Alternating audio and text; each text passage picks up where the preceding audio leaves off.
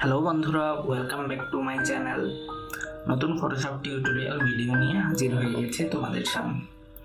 আজকে তোমাদেরকে দেখাবো কিভাবে যে কোনো এক কালারের টি শার্টের উপরে ডিজাইন বসাবে কিভাবে। কথা না বাড়িয়ে চলো ভিডিও শুরু করি। প্রথমে ফটোশপে টি শার্ট আর ডিজাইনের ছবি ওপেন করব। তারপর ডিজাইনের ছবিটি টি শার্টের ছবির উপর ড্র্যাগ করে আনব।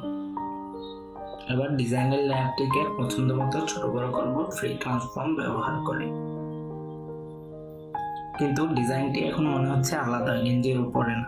এটা ঠিক করার জন্য ফটোশপের ডিস্টর্ট ফিল্টার ব্যবহার করব। এর জন্য প্রথমে ডিজাইনের লেয়ারটি হাইড করে ছবির স্যাচুরেশন 0 করে এবং কন্ট্রাস্ট বাড়িয়ে একটি পিএসডি ফাইল সেভ করব। তারপর ডিজাইনের লেয়ারটিকে স্মার্ট অবজেক্টে কনভার্ট করব।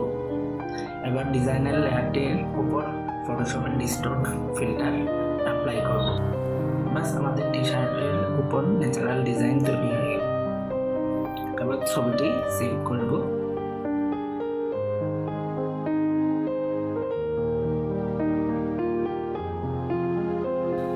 ভিডিওটি ভালো লাগলে লাইক দিতে এবং শেয়ার করতে ভুলবেন না। আর আমার চ্যানেলে নতুন হলে অবশ্যই সাবস্ক্রাইব করে বেল আইকনটি বাজিয়ে দাও। ধন্যবাদ।